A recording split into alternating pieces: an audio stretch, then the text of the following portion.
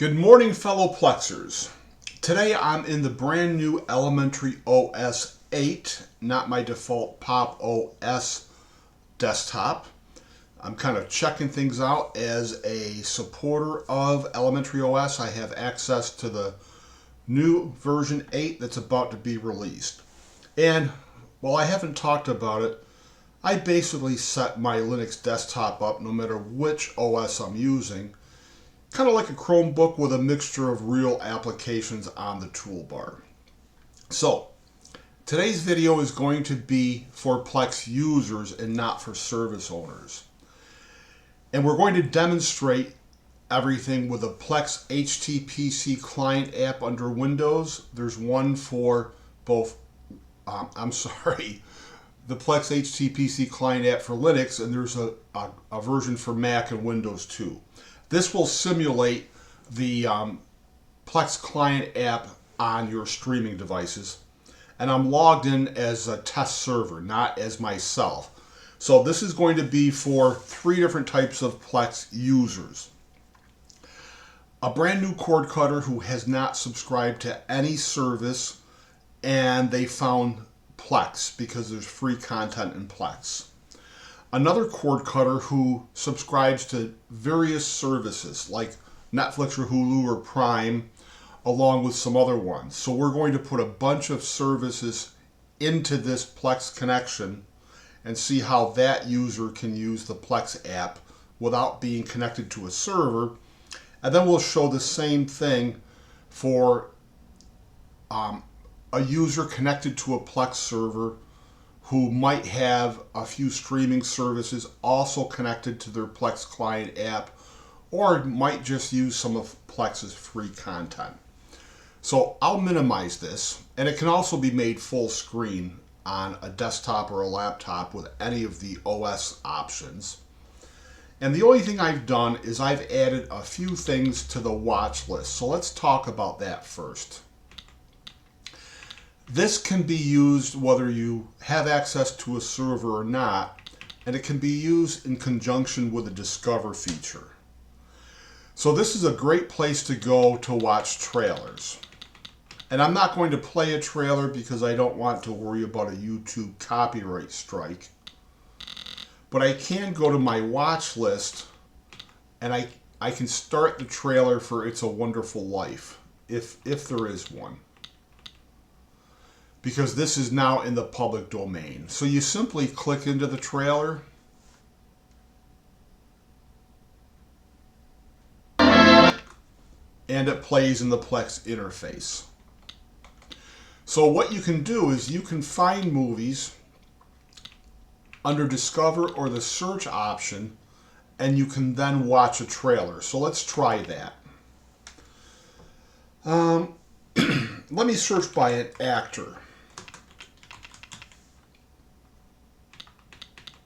So I slide over, select the actor, and you see how filmography is highlighted? I could click into that, or I could simply see if there's a movie and shows on Plex ribbon, which tells me this movie is something anyone can watch on Plex with commercials. And you simply click into it, and right here it says watch from these locations, and Plex Free on Demand is the easy one because it's built into this app. Now this is also telling me that these different services have that movie too. So I can just skip across, and I've never been aware of this movie, The Great Buck Howard. But I see Tom Hanks in the background, and I see another You've Got Mail alum, Steve Zahn. So you can simply start playing this movie without being connected to any streaming service or any Plex server. So before we get too far, once this app is installed, once the Plex client app is installed on any device, you have to find your way into the settings. And let me see, experience, you always want to make sure you check automatically sign in, which is not checked by default. All right, so let's go back from the perspective of a new cord cutter who hasn't subscribed to any service and they are just looking for free content. And let's show them what you can have in Plex. So first off, all of these options are able to be moved around. So let's bring movies and shows up top, and that's Plex's free content. If I wanted to move Watchlist ahead of Discover, I could. And of course, Plex has the same Pluto TV-like or Google TV-like free channels to watch. Some of them are themed, like here's CW Forever, which is going to have CW shows on it. Here's a channel dedicated to the show The Connors. This type of free content may come in handy to a lot of people, especially if you can't put up your own OTA antenna because you're too far out of range. All right, so let's go to Plex's free content if you just want to browse it. So there's 3 tabs at the top: movies and shows, categories, and brands. So you could click into the AMC Network brand and see what content is free to watch. Like this one Walking Dead series, all 3 seasons. Well, I'm not sure. There may be more than 3 seasons. The first 3 seasons are free to watch, and there'll be commercials in it. So let me start one. Yeah.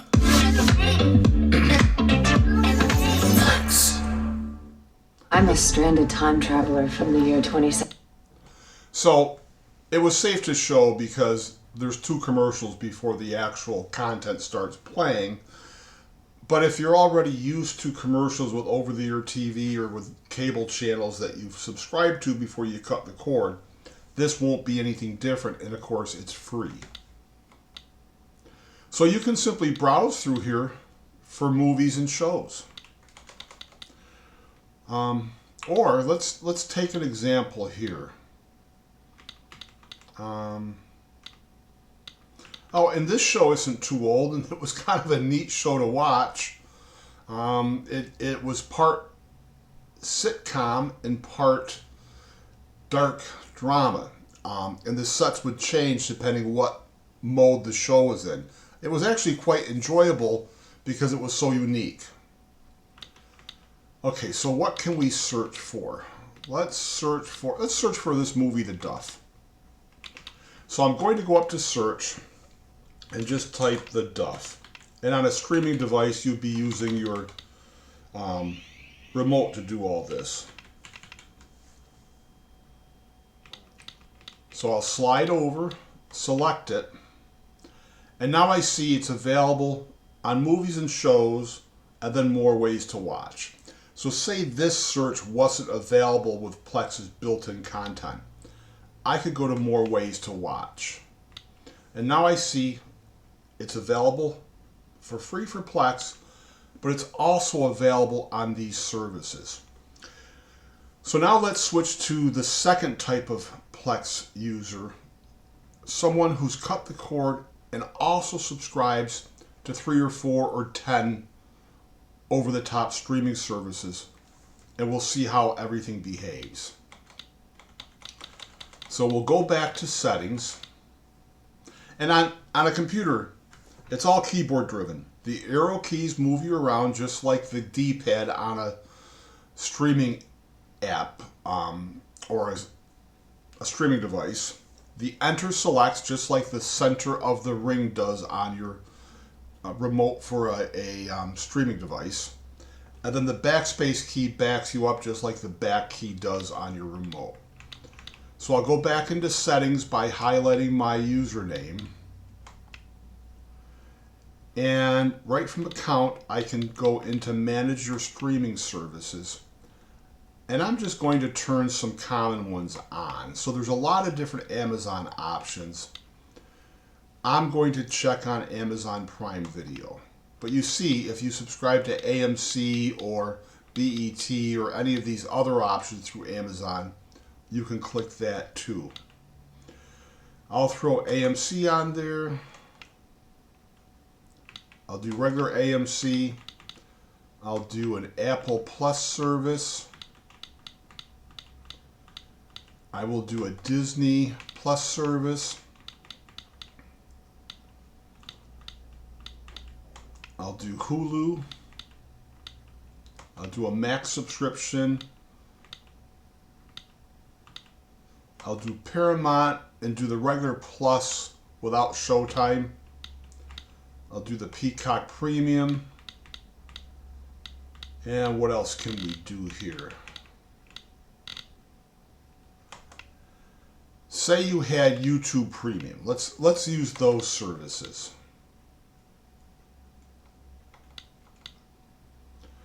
Okay, so now you're a Plex client app only user who's let Plex know what shows you're watching. And I should have suggested this at the beginning. No matter which type of user you are, you should create a free Plex account and log into the app with that free Plex account. The benefit of that, even if you're just watching free content, is anything you add to the watch list on one device will be on the watch list when you use Plex on another device. So it's quite important to create the free account and sign in. Ignore all offers of a Plex Pass if you're just a plain Plex user. It really doesn't benefit you at all.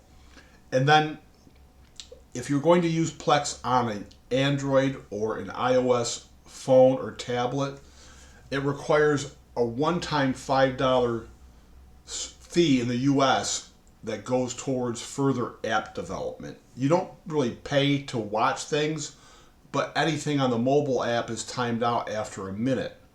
But you could still use the mobile app to search for things and add items to your watch list if you have downtime away from home, to kind of use the Plex app as like IMDb to look up actors and favorite movies and stuff like that. It adds it right to your watch list.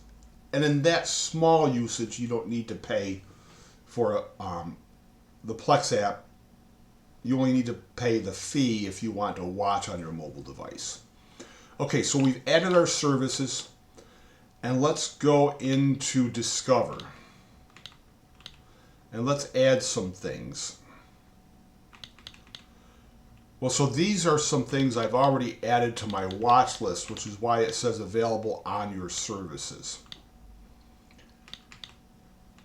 Let's see if we can find a new movie, My Old Ass, which I watched and enjoyed. And let's try to find an old movie by just browsing.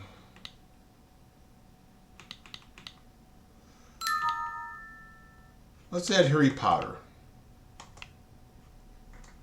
And you see, before I even add it to my watch list, Plex is telling me where I can watch it. And if I click in, I've already connected a Max subscription, a Peacock subscription, and it's also available on a Max Amazon option and a Peacock Premium. And from these locations to rent or buy. Okay, so now if I go to my watch list and I click on My Old Ass, I can watch from these two locations, either Amazon Prime Video or Amazon Prime with ads, depending on the subscription you have from Prime. Let's see where this movie's at that I added previously. I can watch it free on Plex.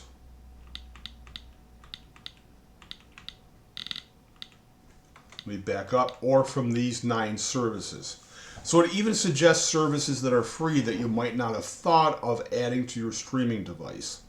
And I can't demonstrate it here, but on Google TV, and I believe the feature is enabled on both Roku and the Apple ecosystem, but not the Amazon Fire TV ecosystem.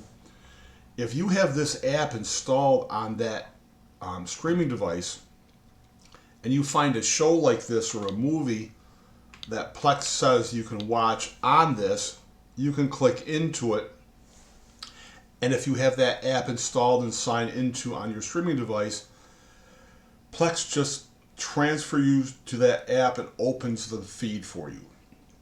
Amazon disabled all that feature under their Fire TV ecosystem because they obviously thought Plex was stepping on their toes with their own GUI and how they want you to find content.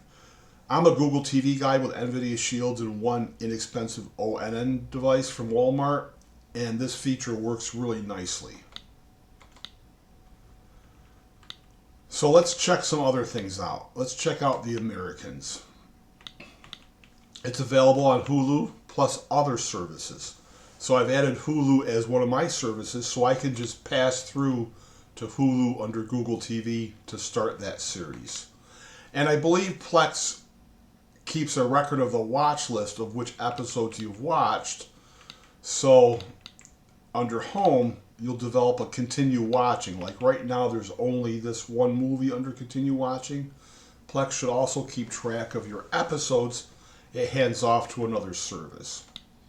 So this is how it can really benefit someone who has cut the cord, has a bunch of services, and they want one interface to search in to see where a show might be. So you can search for anything, including an actor or director. So let's search by Meg Ryan.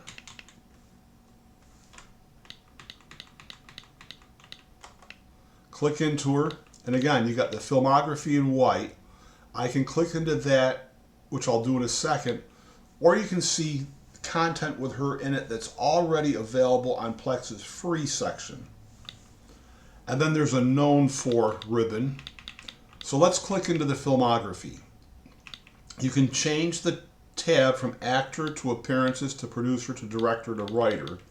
We'll stay with the actor. And if I scroll down, you'll see off to the right it says on Plex.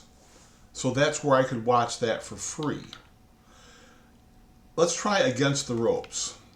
If I click in and then drop down to available on 8 other services, you see there's no service that I've already added, but it tells me for free I can go to Hoopla or Pluto TV to watch this movie. And let's try Kate and Leopold and click into the available services. So this requires a max Amazon channel subscription to watch, or I can pay to watch it as a rental or to buy it on these other services. And I find it hard to believe that you can buy it for $4.99, but if that's true, that's a good deal, especially when the rental is $3.99 at most places. Okay, so let's stay with Meg Ryan. Let's do You've Got Mail. And this is only available for rental, which I kind of find hard to believe. I would think it would be available on Netflix or Hulu, but I'm not going to try to check that out right now. So you can also just take the actor list from a movie and skip over, and let's pick Dave Chappelle. And we can go into his filmography, and you'll see what's on Plex for free and his other movies. So let's click into A Star Is Born, and we see that's available on Max and other places. So this is not a perfect way to watch content for free, but you can connect your services to the Plex client app, and you can find out where a movie or show is available in case you want to subscribe to that. So now our last thing we're going to do is we're going to connect this test user to my regular Plex account. And this is tricky because I can't really show you from the server perspective without giving away the names of all my existing users. But you click on the settings icon in your Plex server web interface, and I can't show it here, but I can show it this way. You click into Manage Home Library Access, and then you click Grant Library Access. So let me do that off screen. and get it prepped.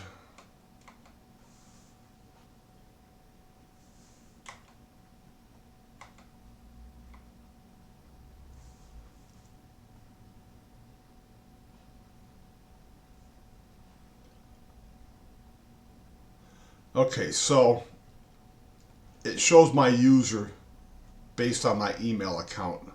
So I'm going to continue with that user to add. Then I can show this screen. So I have a bunch of test Plex servers besides my main server. I'm not concerned with that. I am concerned with my main server, and I'm not concerned with these other test servers that are spun up. So what I'll do is I'll add this user to my main movie library and to my main TV show library, and I'll add it to a special movie library that's filled with performing artist type of things, stage shows that have been released to DVD or Blu-ray, or even as a TV show movie, or a movie on a TV network, and I'll hit continue.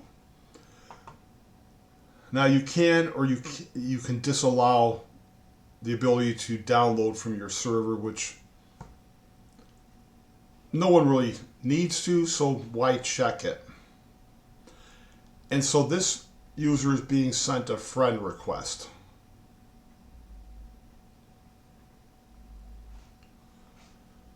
So let me pause the video and accept that, and then we'll come back to the Plex HTPC client app. But first,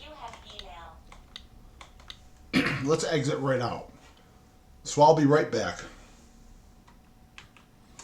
And I'm back. So what I had to do is I had to sign in to the web app as part of the process to accept the invitation from my own main server as this alternate user. And if you're just a Plex client user, this will be the first time seeing the web app, but it's really just app.plex.tv. You log in with your Plex credentials, and now I see everything I see in the client app with the addition of more here, and now I see a connection to this server where I've shared 3 libraries: movies, performing arts, which is another movie library, and TV shows. So the name of the server is Walker63, and you see my name as the server owner who has made the invite. And you still have Plex's free content here. This web app is really meant for a server owner to manage his server, but you can watch content in this on a phone or tablet without having to pay the one-time fee to further the mobile app development to either Google or Apple. But I would encourage you to use the Plex HTPC client app on your laptop or desktops. So with that out of the way, let's go back and restart the HTPC client app, which again simulates the client app on any of the streaming ecosystems. All right, so now I have a 1 up here for my user symbol.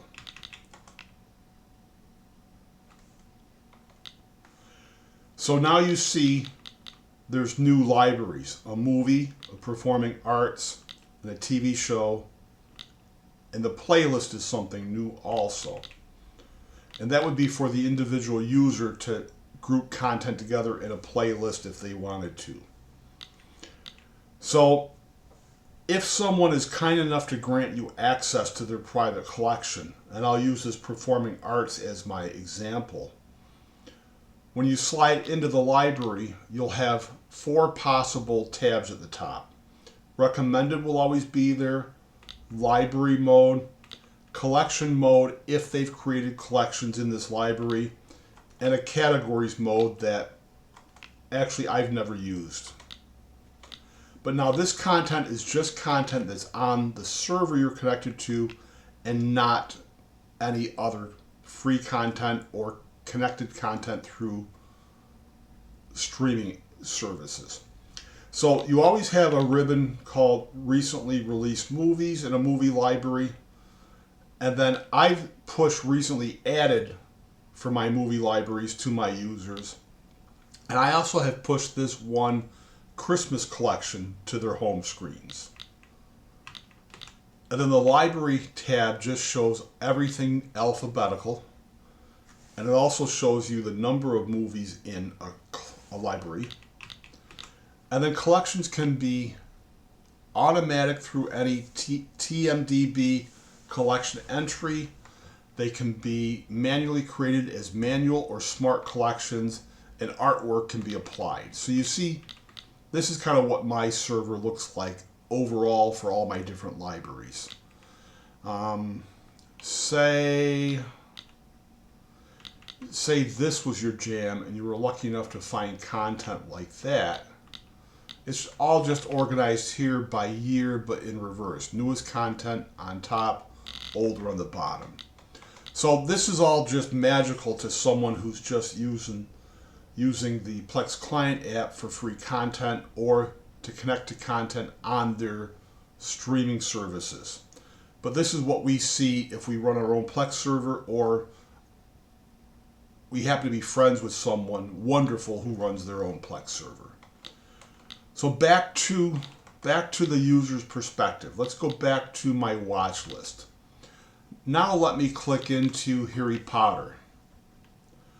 So now you see it's available on the local server, and this is an extended version of that movie. So if I click into it, someplace it's going to tell me right here that the edition tag is being used, which a Plex server will recognize that this is the extended versus the regular version of the movie. And it can just be started off from the Plex server you're connected to, or you can look for it on any connected subscriptions that you've told Plex about. So let's go into this movie. I do not have it on my server. I have this movie on my server. And naturally I have this movie on my server. So I also have a colorized version of this movie on my server, the default one, and of course it's free with Plex for the on-demand option, and you can find it on these other connected services. So basically, the Plex app, in my opinion, replaces IMDb for looking up actors and movie names and things like that, while you're also able to add things to a unified watch list, even if you end up watching the media on a connected service with a pass-through. And I hate to say it, if you're stuck on Amazon Fire TVs and that feature is attractive to you, Walmart sells a great little streaming device. It's the second gen ONN streaming device for Google TV, and they sell it for $19.99. And I'm not a huge Walmart shopper or even a fan, but that's a great little streaming device. And if you don't like it, you've got 30 days before you need to return it to get your $20 back. I'm not a fan of Roku's because Roku's happen to transcode audio frequently on my server. I am a fan of how well Amazon Fire TVs, Apple TV devices, and any modern Google TV device like that inexpensive ONN or an expensive NVIDIA Shield plays media. So you really lose out now because Amazon made the decision to stop the pass-through feature. And there's nothing better than using Plex as a unified interface to then pass it through to your streaming service if you're unlucky enough not to know a Plex server owner who loves you. So before this gets too long, I just want to do a little video to show how to use the interface no matter how you're using Plex. Connected to a server, connected to your own subscribed streaming services, or just for totally free content. There's a lot of utility in the Plex server app no matter how it's viewed. Happy Plexing, and thanks for watching.